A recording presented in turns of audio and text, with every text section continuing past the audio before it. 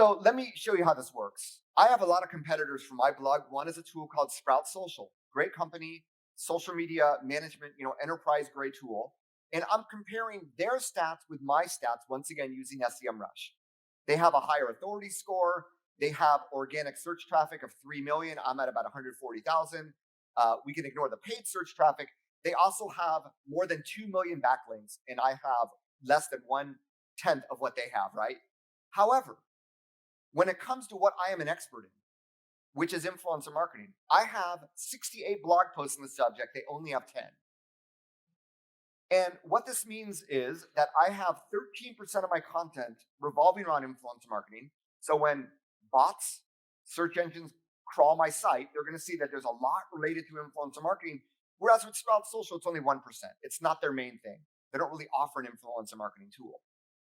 And therefore, when I look at the top rankings for these keywords that I have, so I mentioned that I have 68 blog posts around influencer marketing. When I look at my rankings, I see that in the top 3 rankings, I have 3 times more than Sprout Social. In the top 10, I have 4 times more. Now, Sprout Social, for the limited number of keywords of blog post content they have about influencer marketing, they're actually not doing that bad because they have such big authority. But when it comes to this specific topic, I can outperform them. And therefore, I would say the same thing for any one of you, regardless of how big your competition is. If you are an expert in something and you prepare an SEO optimized library of content around the subject, I believe over time, this has taken 2 years, but I believe over time, in providing really, really useful content with that WIFM in the back of your head, you can achieve similar results. All starts with keyword research. So as I mentioned, it takes time to build this authority. So we need to begin somewhere to build this library of content. And it's really easy. Well, if we're targeting search engines for traffic, what are the relevant keywords we should target? What are people searching for?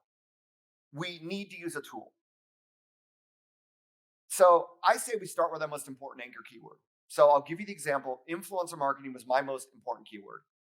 Now I went and found the most popular and relevant 52 variations.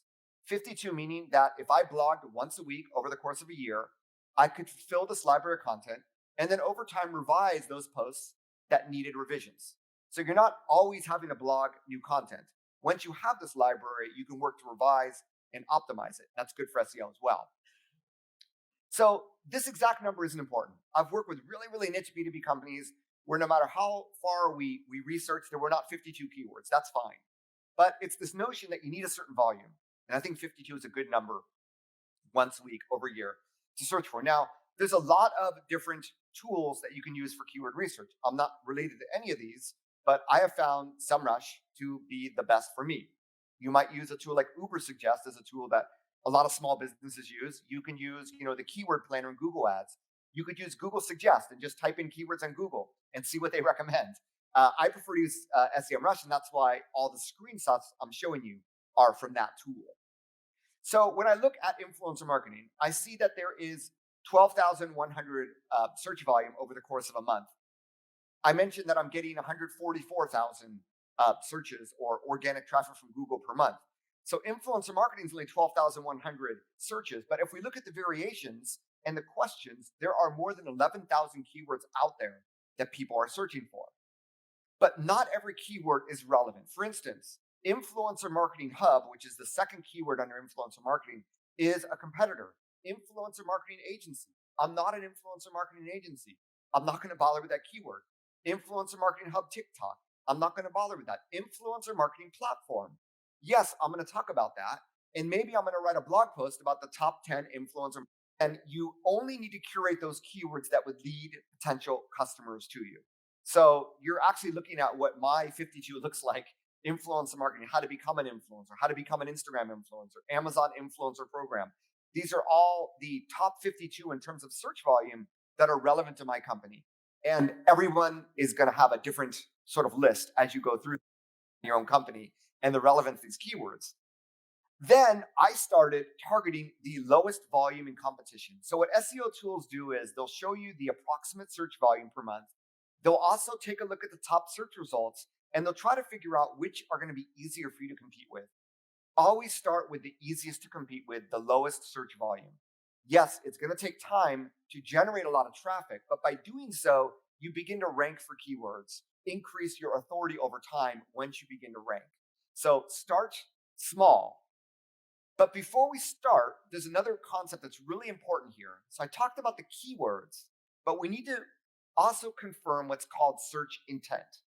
So you may find these keywords, but the problem is that people are searching for something slightly different, has decided. That's why they display this.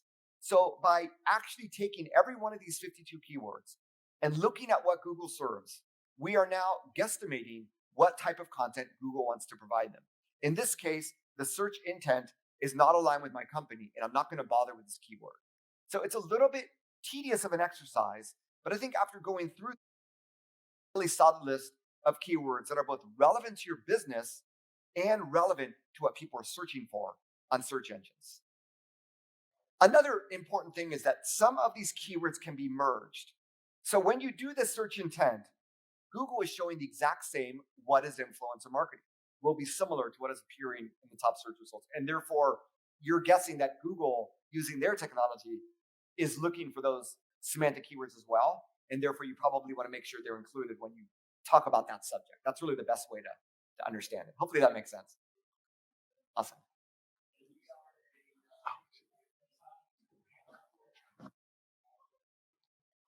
Good catch. Okay. How would you, what would you recommend to someone who has a brand on Instagram? Would you recommend that this person branches off and have their own website, or would you recommend that they center it on Instagram since they've started growing on there? Great question. So, and obviously, this topic that I presented on was not related to social media marketing, but my advice for Instagram, first of all, where do you convert people? Where do they buy your product? It's either it's on your website or on someone else's website, right? Is Yes, that, or they go to a store on someone else's website. on someone else's website? Okay. So, is there a reason you don't have your own website for your own product, or are you selling someone else's product? I would be the middleman that sells the lifestyle and the product to the person. Okay. So let's put it this way. If someone, so I'll answer it two ways, an SEO perspective and then my social media marketing perspective. From an SEO perspective, if someone sees that product on Instagram, what do they see when they Google that product name? Do they find anything, right? This is a rhetorical question. You don't need to respond.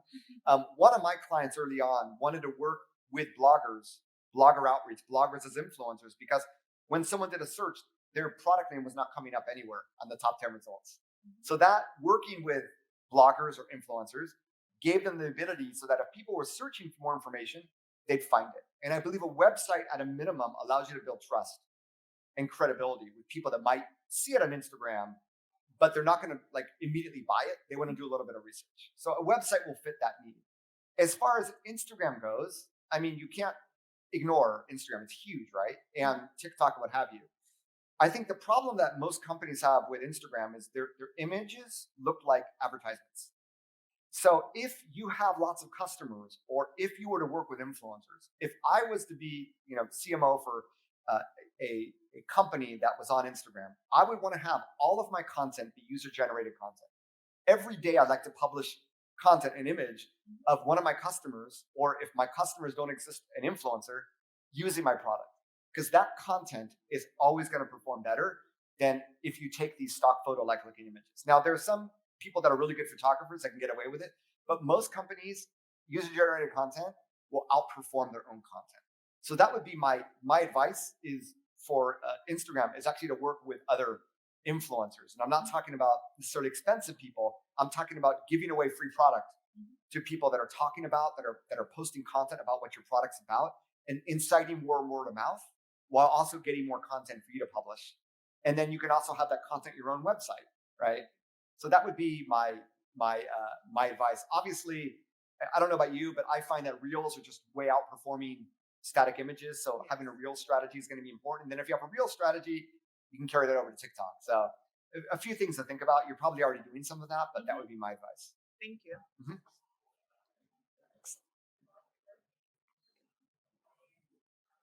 Everyone ready for lunch? Come on, anybody? Somebody's gonna have one more question for him. Don't let him off easy. Here we going over here.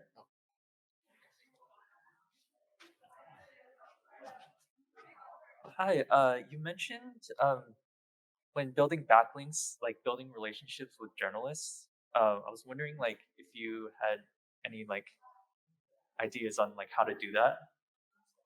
So there's two different ways you can do this. The number one is these SEO tools actually allow you to analyze backlinks that your competitors have versus the backlinks that you have. It's called a backlink gap analysis, and see where do your competitors have backlinks and you don't. And by looking at some of those websites, you might find some are going to be directory websites. And if you reach out to them and they have a list of every single type of product or service they don't include you, you can actually ask them, hey, how do we get included, right? Sometimes it's going to be free, sometimes it's not free, in all honesty, but that's one way of doing it. Some of these other sites will be actual media sites, or they might be competitor sites. Well, not direct competitors, but sites that also are companies, but also have guest blogs. They allow guests to blog. Others are going to be like journalists. So, like Inc.com or Adweek or whatever, famous media, but they're written by people. And those people generally are on Twitter where they can be followed, and you can try to build rapport with them as well. So that's the backlink gap analysis will give you a lot of websites to start to research. The other one is do keyword searches for your target keywords and look at the sites that rank, and then see if there's ever any opportunity there. See if they're accepting guest posts, or do they have journalists that are writing about your topic. Obviously, if they're competitor sites, don't even try. But non-competitive sites, there's definitely opportunities there. Do they have roundup posts where you might be able to contribute, et cetera, et cetera? What I find, this also goes back to an influencer marketing concept. Influencers love to collaborate and JV with other influencers and to cross-pollinate audiences. So the more authority your blog has, the more that they'll want to collaborate with you. Oh, well, can we guest post on your blog? We'll allow you to do that. And we see a lot of this with like podcast swaps. We see this at YouTube. In the web world, it definitely exists as well. So you might want to build a little bit of authority for your website. And when you do that outreach, I think you'll be all the more successful because of that. Anybody have one more? I think we probably have time for one more question. Anyone? Got a good stumper for him on the way out the door? No? Everybody burnt out on that? Well, all right then. Well, thank you, Neal. Can we give Neal a round of applause, everybody?